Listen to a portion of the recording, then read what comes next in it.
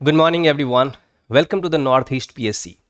So, continuing the series of UPSC previous year question paper for economics, जिसमें ये हमारा part 2 होगा, जहां पे we will be discussing more 30 questions. ठीक है. So let's get started with question number 1. Question number 1 reads, consider the following. ठीक है, just let me change the colour. Yes. So, consider the following: demographic performance, forest and ecology, governance reforms, stable government, tax and fiscal efforts. So, the question reads like ki, for the horizontal tax devolution, the 15th Finance Commission used how many of the above as a criteria other than population, area, income, distance. ठीक है. So, Finance Commission as a criteria give some weightage to population, areas and income distance, and apart from that they are asking which of the following इसमें से और कौन कौन से है. ठीक है. So the demographic performance was there. Yes, it was there as a criteria. Forest and ecology was there as a criteria, but governance reforms was not as a criteria. Stable government, no. Tax and fiscal efforts, yes. Tax and fiscal efforts. So apart from population, area, income distance, right, demographic performance, forest and ecology, tax and fiscal efforts were the criteria used by 15th Finance Commission for horizontal tax devolution. So which of the following correct? 1 2 3 5. तो इसमें से आपसे पूछ रहा है कि only 2, only 3, only 4. तो only 3 are the correct option. ठीक है. Number B. Next question reads, consider the investment in the following assets. ठीक है. So brand recognition, inventory, intellectual property, mailing list of clients. How many of the above are considered intangible investment? क्या होता है intangible investment? The investment, the part of investment which you cannot touch. ठीक है. अब इसमें से क्या क्या ऐसे पार्ट्स है जिसको यू कैन, जिसका physical presence is not there. ठीक है. You can not touch them. So brand recognition, inventory. Yes, inventory जो है आपका, this is the tangible investment. ठीक है. टैंजिबल इन्वेस्टमेंट मीनिंग व्हाट, कि there would be presence of physical, sorry, there would be physical presence of this investment. ठीक है. Inventory का मतलब क्या हुआ, जो फिजिकल प्रेजेंस होगा वहां पे, है ना.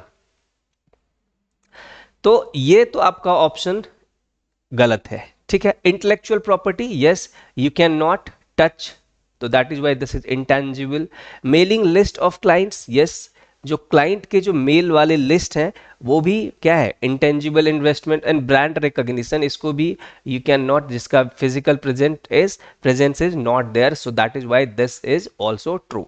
सो ओनली वन आपसे पूछा क्या जा रहा है, how many above are consider investment. ठीक है. इंटेंजिबल तो कितने हैं, 1 2 एंड 1 3 एंड 4, मतलब कि ओनली 3. ऑप्शन नंबर 3 जो है that is the correct answer. ठीक है. Moving to the next, India accounts for 3.2% of global export of goods. Statement number 1 ये कह रहा है.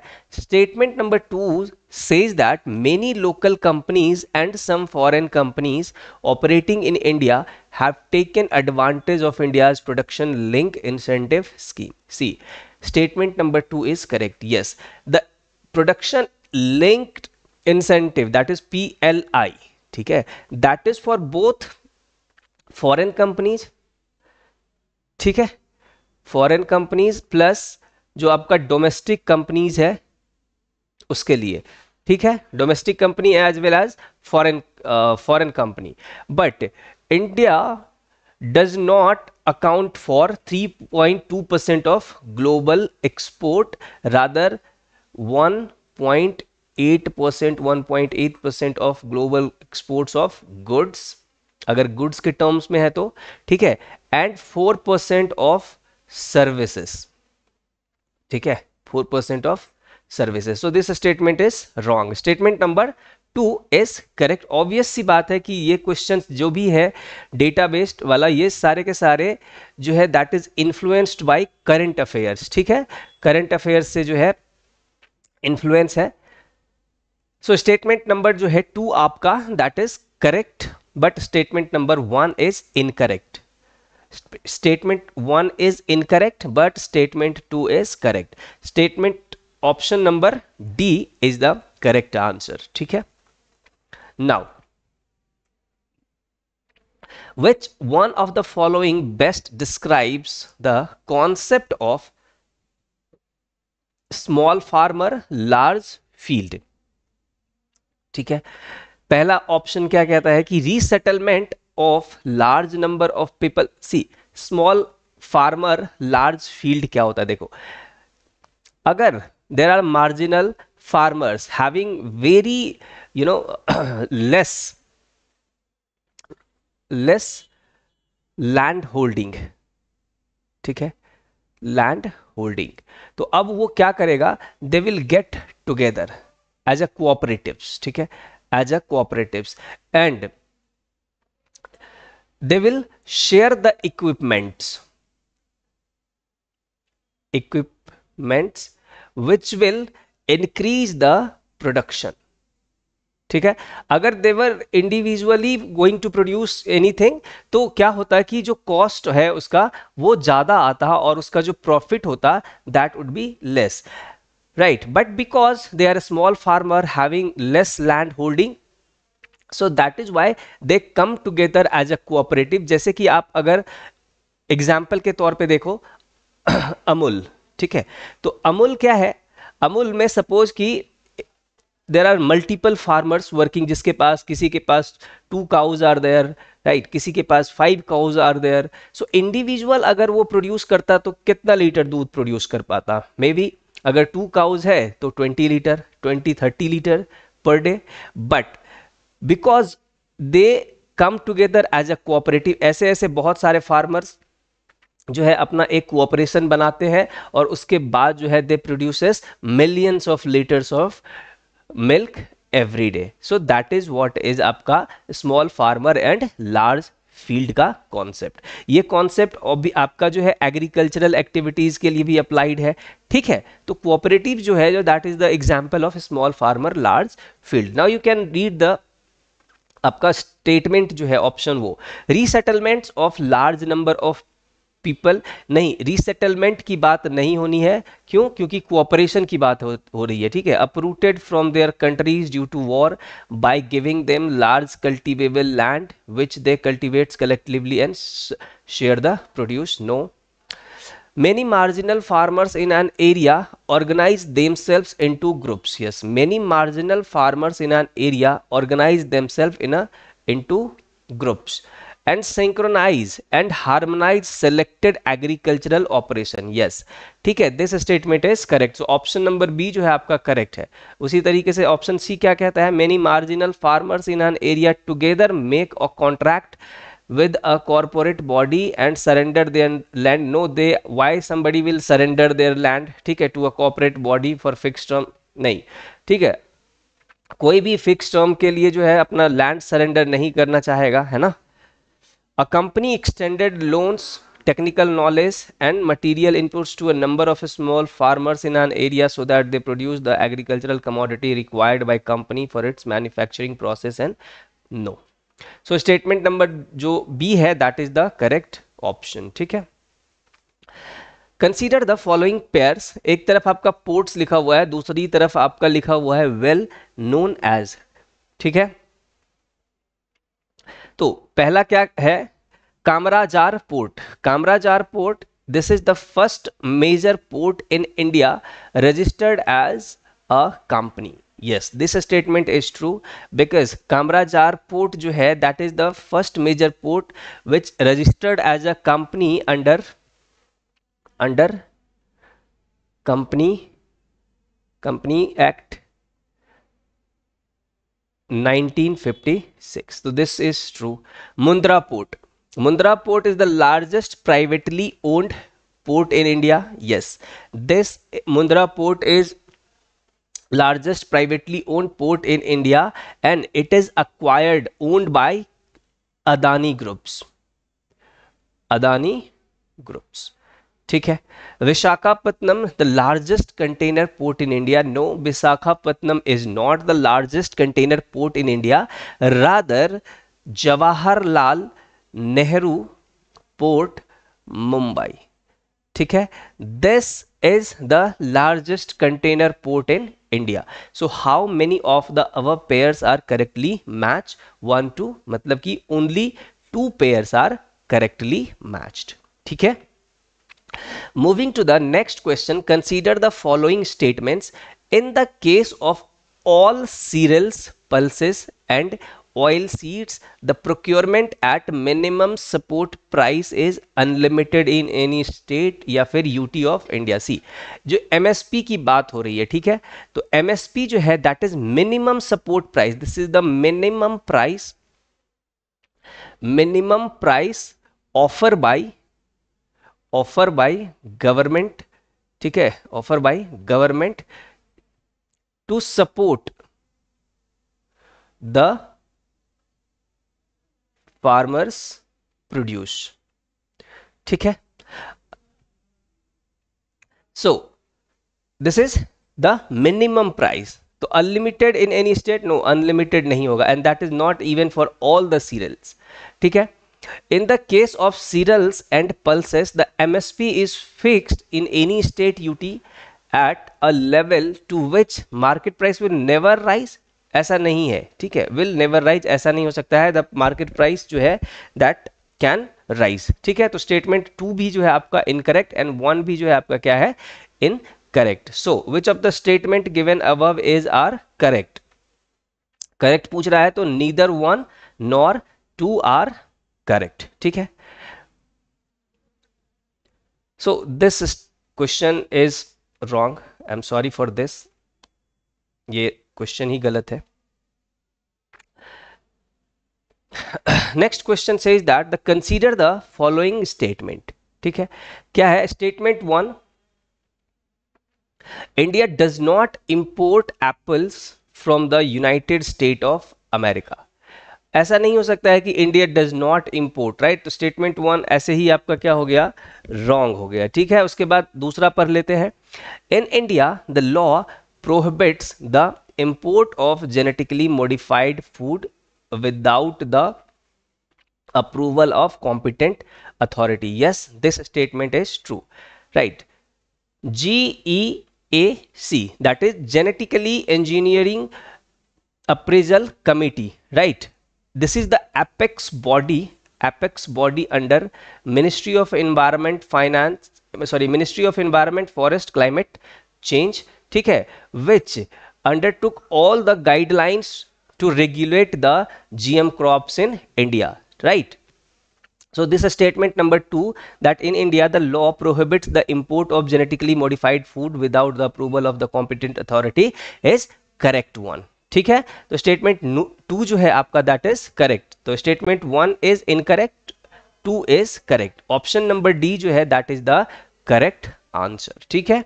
Moving to the next question, moving to the next, consider the following statement. पहला है आपका, recently Venezuela has achieved a rapid recovery from its economic crisis and succeeded in preventing its people from fleeing या फिर emigrating to other countries. See, obviously this question was asked in 2023 or I guess 2022. So at that time Venezuela has not achieved the rapid recovery. Even today they are recovering their economy but at very moderating pace, not rapid recovery. ठीक है, तो saying rapid recovery even today or even these days makes these statements wrong. ठीक है, तो rapid recovery जो है एकदम से, ठीक है, nothing is going to happen, overnight वाली कहानी है। तो इवन जब इकोनॉमिक कंडीशन आर रिकवरिंग तो they are not the overnight event, so that ये कहना कि rapid recovery is a wrong statement. ठीक है, तो स्टेटमेंट नंबर 1 ही आपका क्या हो गया, रॉन्ग हो गया। Venezuela has the world's largest oil reserve, yes, Venezuela के पास जो है वर्ल्ड्स का लार्जेस्ट ऑयल रिजर्व है। ठीक है, रिजर्व की बात करी जा रही है। तो स्टेटमेंट 1 जो है आपका that is incorrect one and 2 is the correct one. ठीक है, statement 1 is incorrect, 2 is correct. तो option number D would be the correct answer. ठीक है, moving to the next, which says that which of the following is issued by registered foreign portfolio investors to overseas investors who want to be part of Indian stock market without registering themselves directly। ठीक है, अब सी, जो आपका foreign investment institutional investors होते हैं, that is say for example के तौर पर अगर मॉर्गन स्टैनली, ठीक है, मॉर्गन स्टैनली, तो दिस मॉर्गन स्टैनली जो है दे आर रजिस्टर्ड विद किसके साथ, सेबी के साथ, है ना। तो they are registered with SEBI, और जब आप रजिस्टर्ड करोगे सेबी के साथ उसके बाद ही यू आर एप्लीकेबल या फिर eligible for what, doing investment in India. ठीक है, सपोज somebody जो is somebody wants to invest in India as a FII। ठीक है, तो and they want what, they want कि without registering themselves I want to invest, तो what is the process, so they will go to the Morgan Stanley, है ना, और उसके बाद जो है मॉर्गन स्टैनली जो है उसका इन्वेस्टमेंट करेगा इंडिया में। तो दैट पर्टिकुलर इंडिविजुअल, ठीक है, इज नॉट नेसेसरली रिक्वायर क्या कि रजिस्टर्ड होना ही चाहिए किसके साथ, आपका सेबी के साथ। ठीक है, सो इसमें से वो क्या है, certificate of deposits, commercial paper, promissory note या फिर पार्टिसिपेटरी नोट। तो पार्टिसिपेटरी नोट जो है यही है आपका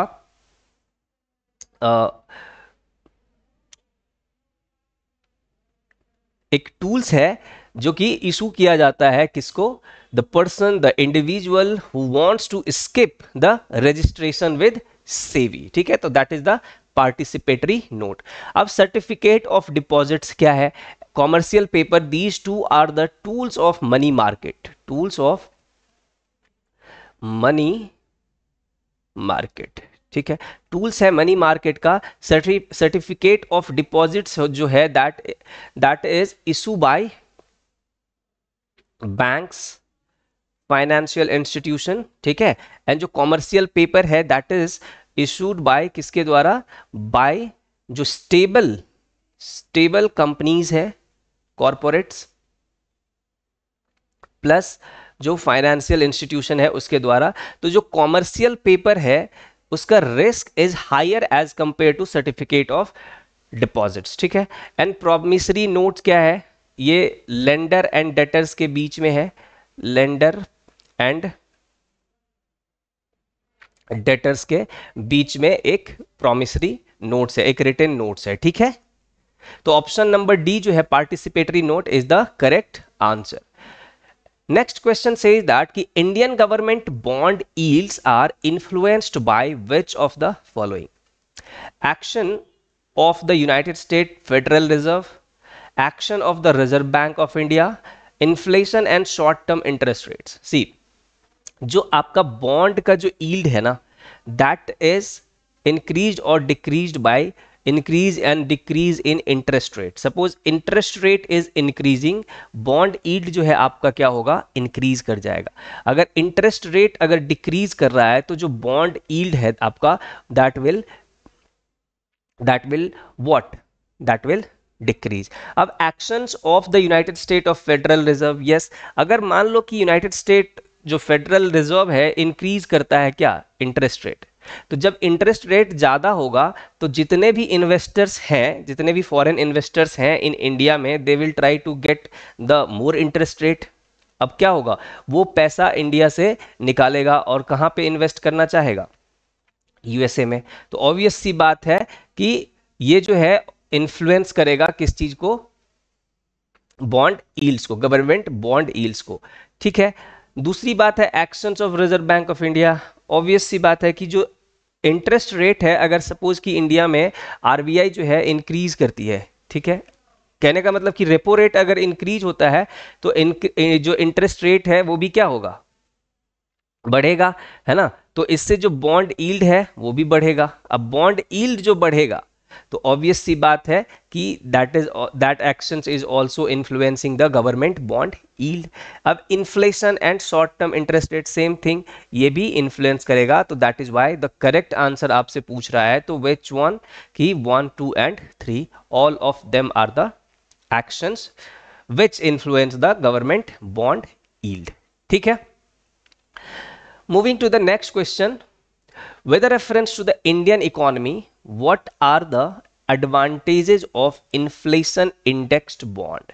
देखो, inflation indexed bond का मतलब क्या होता है कि जो भी आपका प्रिंसिपल अमाउंट है, ठीक है, जो भी आपका प्रिंसिपल अमाउंट है एज वेल एज जो भी आपका इंटरेस्ट रेट है, ठीक है, that is adjusted for inflation. Inflation, ये भी और ये भी इन्फ्लेशन से एडजस्ट होता है सो दैट जो इन्वेस्टर्स है उसको क्या हो, लॉस ना हो।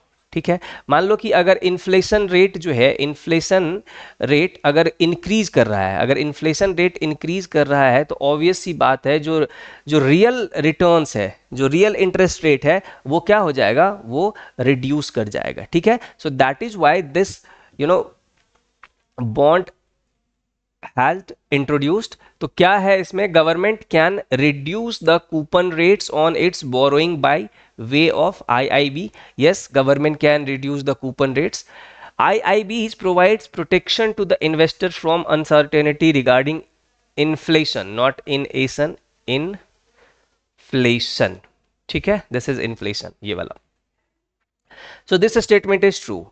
The interest received as well as capital gains on IIBs are not taxable. ऐसा नहीं है, ठीक है, they are taxable. So which of the statement given above are correct? कौन कौन सा होगा, 1 and 2 only. Option number 1 is correct answer. ठीक है, देखो नेक्स्ट आपका क्या है, consider the following statements. In India credit rating agencies are regulated by Reserve Bank of India. ठीक है, नेक्स्ट स्टेटमेंट है the rating agencies popularly known as ICRA is a public limited company. Brickwork Rating is an Indian credit rating agency. Yes, Brickwork Rating जो है that is Indian credit rating agencies, and जो rating agency popularly known as ICRA is a public limited company. This is also true. In India, credit rating agencies are regulated by Reserve Bank of India. No, they are not regulated by Reserve Bank of India, rather SEBI. ठीक है, तो सेबी जो है regulatory agency है किसका, आपका rating agencies का। ठीक है, तो option number 2 and 3 is the correct answer. Consider the following markets: government bond market, call money market, treasury bill market, stock market. How many of the above are included in capital markets? तो government bond market जो है that is the part of capital market. Call money market is not the part of capital market, that they are the part of money market. ठीक है, treasury bill market, no this is also not included in capital market but in the part of, but it is the part of money market. ठीक है, option number 4 जो है वो आपका कह रहा है, चौथा point, that is stock market. Yes, stock market जो है that is the part of capital market. So only 1/4, तो कितना है, ओनली 1, नो ओनली 2 जो है, option number B is the correct answer. ठीक है, ऑप्शन, उसके बाद question 15, in the context of finance, in the context of finance the term beta refers to what? The term beta refers to the process of simultaneous buying and selling of an asset from different platforms. ठीक है, an investment strategy of a portfolio manager to balance risk versus reward, a type of systematic risk that arises where perfect hedging is not possible, a numeric value that measure the fluctuations of a stock to change in overall stock market। ठीक है, so yes the beta जो है एक terms है, उसका मतलब है कि numeric value that measure the fluctuation of stock to changes in the overall stock market. So option number D जो है that would be the correct. उसके बाद है, in India which of the following can trade in corporate bond and government securities?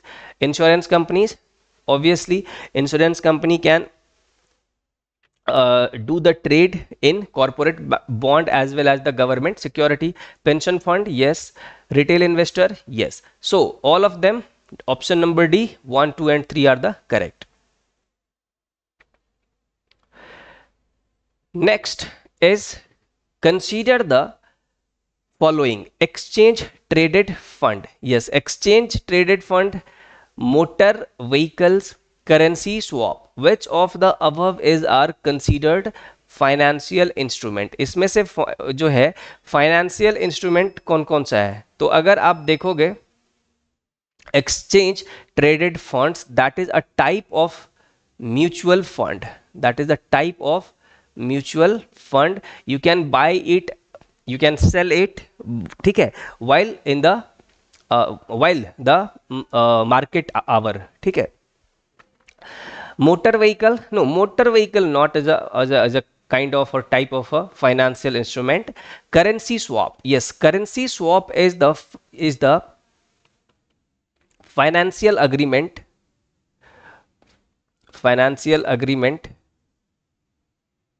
between nations और companies. ठीक है, so nations और company can raise the money at the rate, predetermined rate,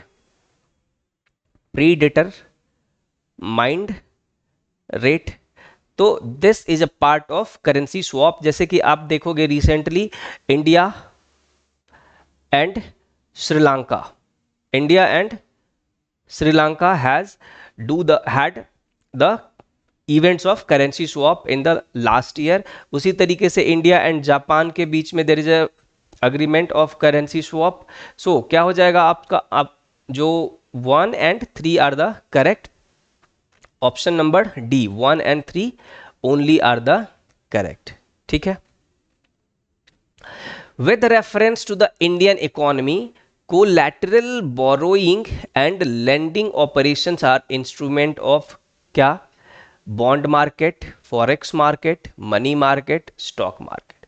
क्या मतलब है इसका कि कोलैटरल, सो कंपनीज, ठीक है, can raise the fund against their collateral, क्या हो सकता है उसका? जो जी सिक्योरिटीज है, ठीक है, government security, they will deposit the government security, suppose a bank A and the bank B, bank A requires overnight money, ठीक है, और for a day or for a 2 days, ठीक है, तो what they will do, they will deposit their government security to B and they will raise the fund from them। so that is the part of कौन सा? that is the part of आपका money market। so option number C क्या है आपका correct answer. Question number 19, which among the following steps is most likely to be taken at the time of an economic recession?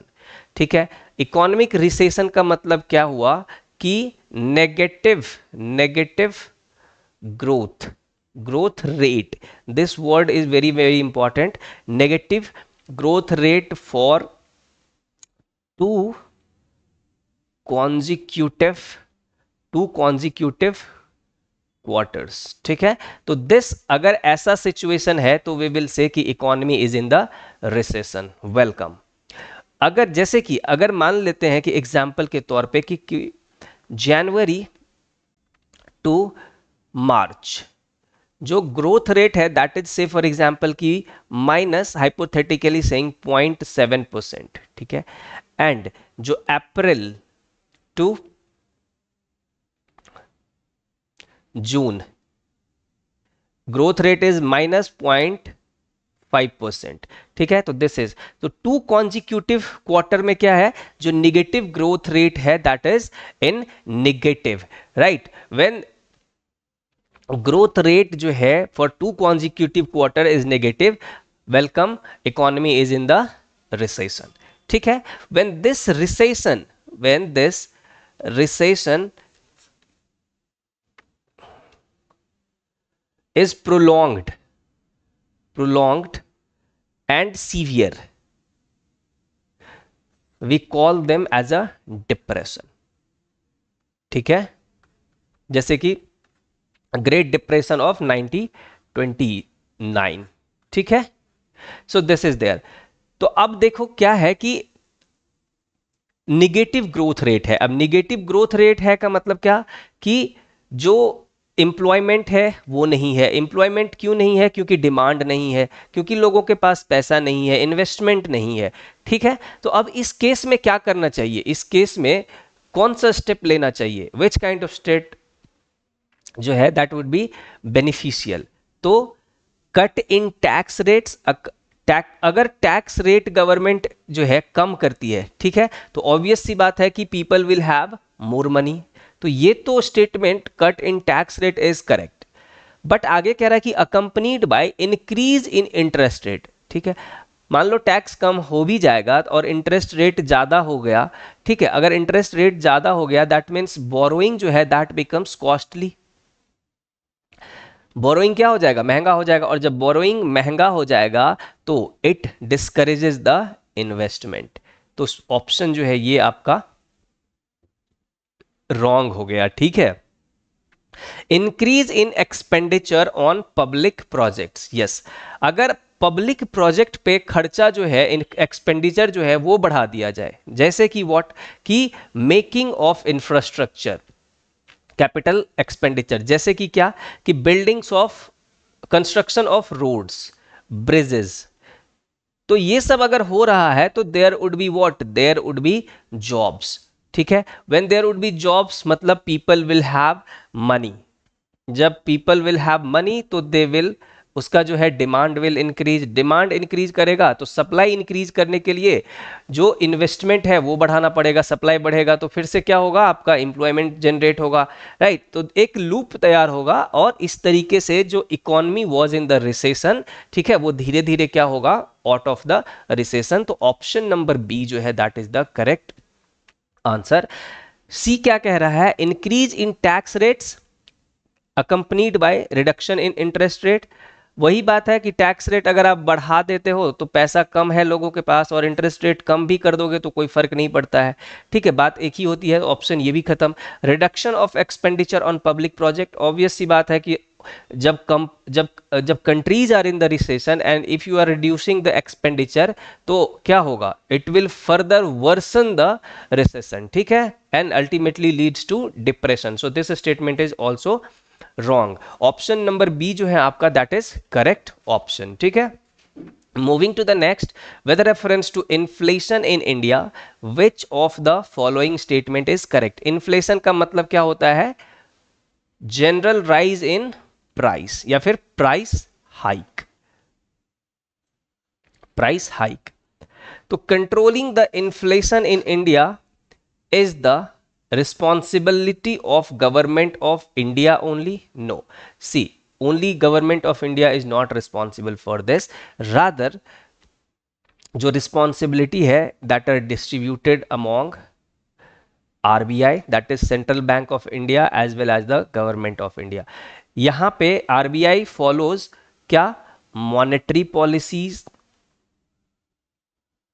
Monetary policy, right, और government of India जो है that follows fiscal policy.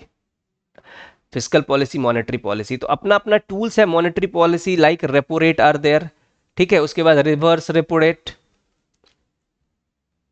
उसके बाद CRR, SLR, open market operation, these are the tools, ठीक है, जहां से क्या किया जा सकता है कि मार्केट को स्टेबलाइज किया जा सकता है, जो इन्फ्लेशन है उसको कम किया जा सकता है। एट द सेम टाइम जो गवर्नमेंट है they will perform the increment in tax और डिक्रीमेंट इन टैक्स, ठीक है। एक्सपेंडिचर जो है वो बढ़ जाएगा, घट जाएगा। सब्सिडी है, that is the part of fiscal policy tools. So अगर आप देखोगे तो that is not the responsibility of only government of India, यहाँ पे सेंट्रल बैंक भी है। तो स्टेटमेंट वन जो ऑप्शन नंबर 1 है ये आपका क्या है, incorrect. The Reserve Bank of India has no role, अभी देखा आपने कि रिजर्व बैंक ऑफ इंडिया का भी रोल है, तो ये भी आपका क्या है, खत्म हो गया। Decreased money circulation helps in controlling the inflation. देखो प्राइस पहले से हाइक है, लोगों के पास पैसा है, ठीक है, इन्फ्लेशन है, तो अगर मनी डिक्रीज कर देंगे, मनी सर्कुलेशन, ठीक है, तो that will definitely check the क्या, इन्फ्लेशन। तो ऑप्शन नंबर डी जो है आपका क्या हो जाएगा, sorry option number C is the correct answer. Increased money circulation helps in controlling the inflation, no, it will further worsen the case of inflation. तो ये भी आपका क्या होगा, रॉन्ग। ऑप्शन नंबर सी जो है that is the right answer, ठीक है। Moving to the next question, which of the following is a most likely consequence of implementing the unified payment interface. आप देखते होगे कि आप जब यूपीआई यूज करते हो तो कैसा कैसा क्या होता है। तो लेट्स रीड द स्टेटमेंट, उसी के बेस पे हम आंसर पे जाएंगे। Mobile wallets with not, with नहीं, will, mobile wallets will not be necessary for online payments. Digital currency will totally replace the physical currency. FDI inflows will drastically increase. Direct transfer of subsidies to poor people will become very effective, ठीक है। तो देखो mobile wallets, अगर आप UPI use करते हो तो वहां पे मोबाइल वॉलेट्स का जो है ऐसा कुछ खास रोल है नहीं, ठीक है। तो mobile wallets will not be necessary for online payment would be your क्या, correct answer. That would be the implement consequence of implementing of UPI. Digital currency will totally replace the physical currency, ऐसा कुछ नहीं होगा, ठीक है। FDI inflows will drastically, ये सब जो हाई फ्लोन वर्ड्स है, totally, drastically, no, all, no, तो ये सब ऑलमोस्ट स्टेटमेंट जो होता है ना that is the wrong statement. High flown words है, ऐसा पॉसिबल है होने के जो चांसेस हैं that is very very rare, that is very very less. तो apart from suppose if you are taking the UPSC का examination, right, and I am giving you this much surety, even the toppers don't know 100 out of 100 questions, ठीक है। तो you have to inculcate the quality of taking risk while solving questions। अब वो कहाँ से आएगा, आप कहाँ से सीखोगे, यही journey that will teach you all of those stuffs, all of those tricks and tips so that you can tackle जो भी आपका 40-50 questions है that you can you know आप बना सकते हो। ये सबके लिए लागू होता है, ठीक है। This is not for you, this is not for any particular individual, even for toppers. Toppers भी होते हैं, उसे भी 40-45 क्वेश्चन से ज़्यादा नहीं पता होता है। 55 और जो 60 क्वेश्चंस होते हैं ऐसे होते हैं, वहाँ पे कैलकुलेटेड रिस्क वर्क्स, ठीक है। तो कैलकुलेटेड रिस्क लेने के लिए आपको दीज थिंग्स, आपको ये सब चीजें टैकल करनी आनी चाहिए। अंडरस्टैंडिंग? तो आप सब कुछ नहीं जान सकते हो, क्योंकि UPSC is not something one day examination कि आप उस चीज को रट लोगे और जाकर के आपको सारा चीज आ जाएगा। No, that is not going to happen. Make sure कि आप जो भी पढ़ोगे वहां से 40, 45, 50 क्वेश्चंस मैक्सिमम आपको पता होगा।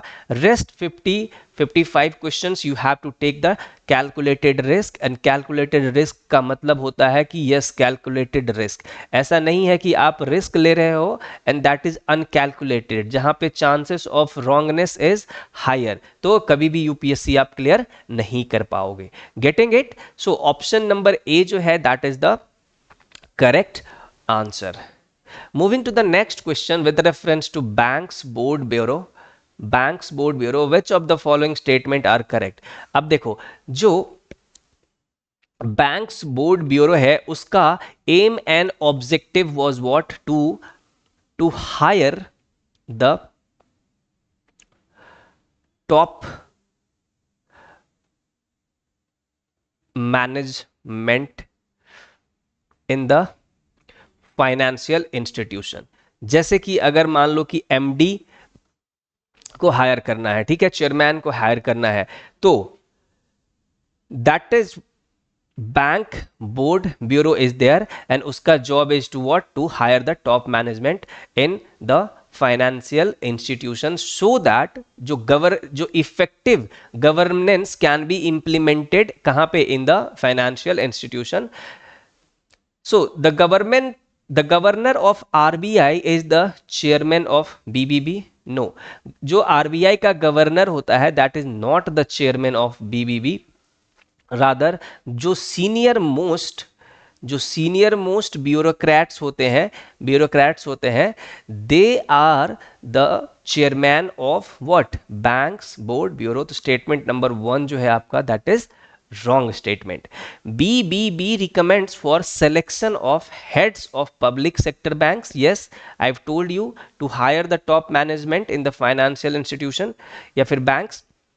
Bank Board Bureau helps the public sector banks in developing strategy and capital raising plans. Yes, ये इसीलिए है क्योंकि जो गवर्नेंस सिस्टम है आपका फाइनेंशियल इंस्टीट्यूशन का दैट जो है बिकम्स बेटर। तो दिस ऑप्शन नंबर जो थर्ड है दैट इज ऑल्सो ट्रू।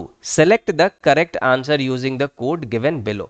कौन सा होगा? 2 and 3 would be the correct answer. ठीक है, moving to the next. In India, the central banks function as the lender of last resort. RBI को हम कहते हैं lender of the last resort. Usually refers to which of the following? देखो, जब भी कोई भी बैंक्स या फाइनेंशियल इंस्टीट्यूशन जो है फेसेस फाइनेंशियल क्राइसिस, ठीक है, तो उस टाइम पे RBI come into picture, come into action and they give the financial technical how know as well as जो भी लिक्विडिटी रिक्वायरमेंट है, जिससे कि जो bank is in the financial crisis they can वहां से बाहर आ सके। ठीक है, तो lending to the trade and industry bodies, no this is not for trade and industry bodies when they fail to borrow from other sources, ऐसा नहीं है। Providing liquidity to the banks having a temporary crisis, yes, banks which is in the temporary financial crisis, वहां पे RBI will come into action and they will take all the proper necessary steps. ठीक है,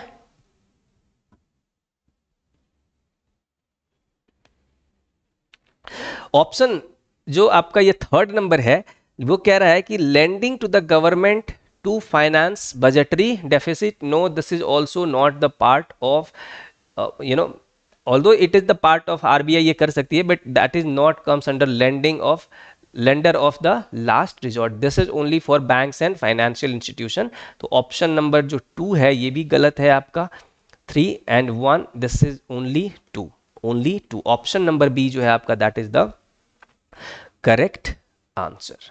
ठीक है, उसके बाद है आपका with reference to the urban cooperative banks in India consider the following statements. They are supervised and regulated by local boards set up by state governments. They can issue equity shares and preference share.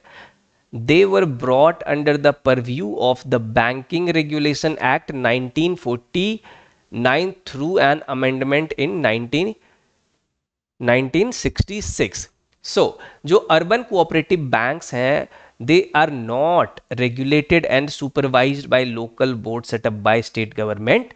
Rather they are supervised and regulated by RBI, that is Reserve Bank of India. And this statement 1 जो है आपका incorrect हो गया. They can issue equity shares, yes, and preference share, yes. They were brought under the purview of Banking Regulation Act 1949, yes. So this statement 3 and 2 are correct. तो आपसे क्या पूछा जा रहा है, which one of the above is are correct. तो आप ऐसे भी मार्क कर सकते हो, अगर ये आपको 1 पता है कि ये ऐसा नहीं होगा तो ये खत्म, इसकी कहानी खत्म, इसकी कहानी खत्म. Only 2 and 3 are the correct answer. ठीक है. Moving to the next question, which reads that the governor of the Reserve Bank of India RBI is appointed by central government. ठीक है, central government, yes, they are appointed by central government. Certain provisions in the Constitution of India give the central government the right to issue direction to the RBI in public interest. So there are no such provisions in the Constitution of India. ऐसा कोई भी provision Constitution of India में नहीं है which gives the central government the right to issue directions to the RBI in public interest. Rather they are, such provisions are in the RBI Act of 1934. ठीक है. तो option number 2 जो है that is the wrong statement. Option, उसके बाद जो statement number 3 है आपका, the governor of the RBI draws his power from the RBI act 1934. Yes, this statement जो है आपका इज करेक्ट. तो ऑप्शन नंबर जो 2 है वो नहीं होने वाला है. 2 ये 2, only 1 and 3, that is option number C is the correct answer. ठीक है. Moving to the next question, the chairman of public sector banks are selected by. अभी हमने बात किया था कि बैंक, जो बैंक्स बोर्ड ब्यूरो है, ठीक है, that is responsible for hiring the top notch management in the banking sector as well as in the financial sector. So banks board bureau would be the correct answer. ठीक है. Next question जो है that is the establishment of payment banks is being allowed in India to promote financial. पहला option है, पहला statement है mobile telephone companies are and supermarket chains that are owned and controlled by residents are eligible to be promoters of payment bank. Payment banks can issue both credit cards and debit cards. Payment bank cannot undertake lending activities. See, जो payments bank है ना, जो payments bank, they cannot do the lending activity. ठीक है. तो option ये जो है आपका, payment banks cannot undertake lending activities. Also they cannot issue the credit cards. They are just for accepting the deposits है ना. तो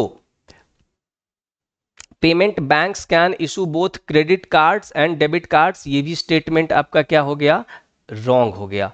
payments bank can not undertake lending activities. Yes, they can not, जो आपका lending activities है वो ये they can not perform. ठीक है. उसके बाद है mobile telephone companies and supermarket chains are owned and control by residents are eligible by to be promoters of payment bank. Yes, अगर आप देखोगे तो पेमेंट्स बैंक कौन सा है, एयरटेल पेमेंट्स बैंक. ठीक है. उसी तरीके से फिनो पेमेंट्स बैंक, जियो पेमेंट्स बैंक. तो ये सब क्या है, Airtel is a telephone companies, Jio is a telephone company as a super market chain. तो ये स्टेटमेंट जो है क्या है, correct. Select the correct answer using the code given below. क्या हो जाएगा 1 and 3. Option number B, that is 1 and 3 only. ठीक है. नेक्स्ट क्वेश्चन सेज दैट कि correct the following statements. Statement number 1 कहता है कि in the post pandemic recent past many central banks worldwide had carried out interest rate hikes.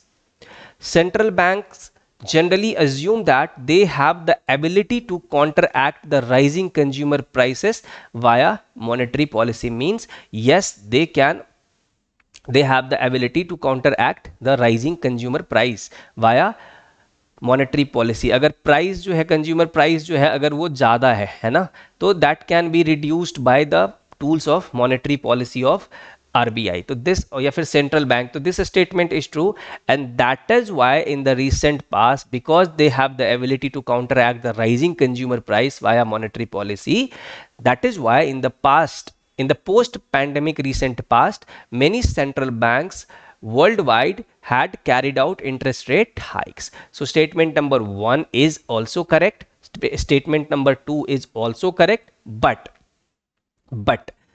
what, this statement 2 जो है that best explain the statement number 1. So क्या है इसमें, statement 1 and statement 2 are correct. Yes, both are correct, and statement 2 is the correct explanation for statement 1. Yes, this is also the correct answer. So option number A would be the correct. ठीक है.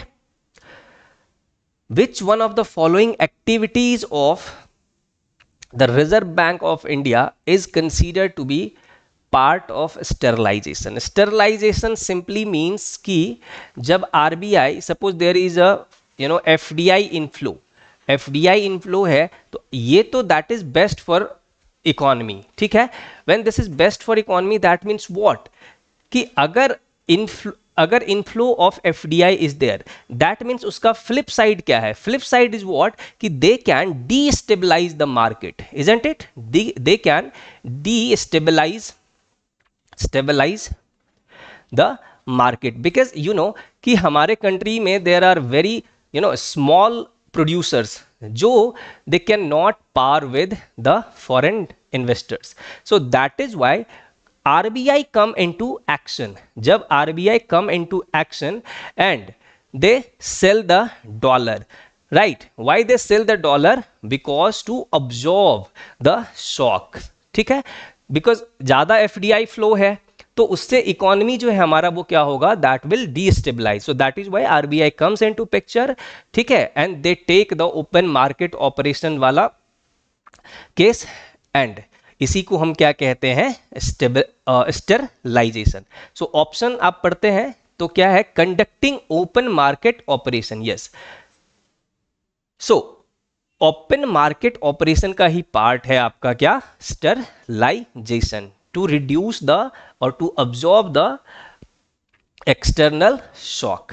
Understanding. Option number B कहता है oversight of settlement and payment system. No. उसके बाद है debt and cash management for central and state government. No. Regulating the function of non banking financial instrument. ठीक है. तो स्टेरलाइजेशन का मतलब क्या है, कि to absorb the external shock. Question number 30. With reference to Indian economy, consider the following statements.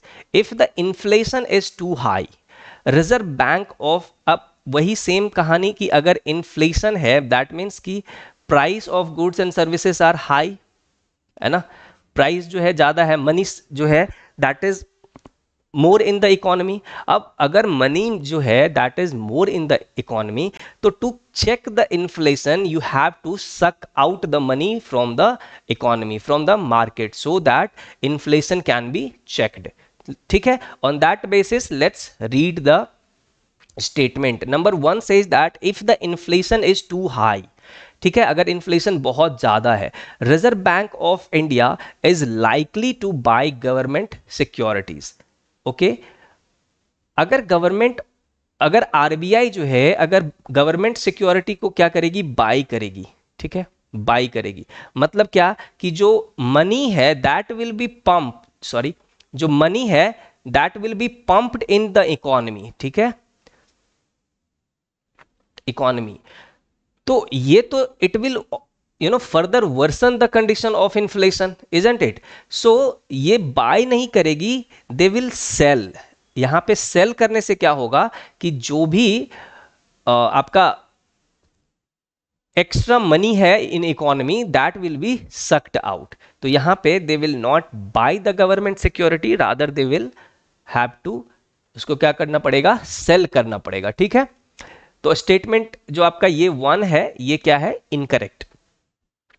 इसके basis पे भी आप क्वेश्चन पे जा सकते हो, आंसर फाइंड कर सकते हो, ये गलत है, ये गलत है, ये गलत है, option number 2 and 3 would be the correct answer. लेकिन पढ़ते हैं फिर भी, if the rupee is rapidly depreciating RBI is likely to sell dollar in the market. Obvious सी बात है कि अगर आपका रूपी डेप्रिशिएट कर रहा है, suppose $1 is equal to 80 rupees, ठीक है, and if they are depreciating that means $1 is equal to 90 rupees, ठीक है। depreciate means what, कि जो वैल्यू है रुपीज का that is decreasing, initially 80 rupees can buy the $1, now you have to pay 90 rupees to buy a dollar, that means what कि जो value है rupees का दैट गॉट डिक्रीज्ड, तो that is why RBI जो क्या करेगी, likely to sell dollar in the market, है ना।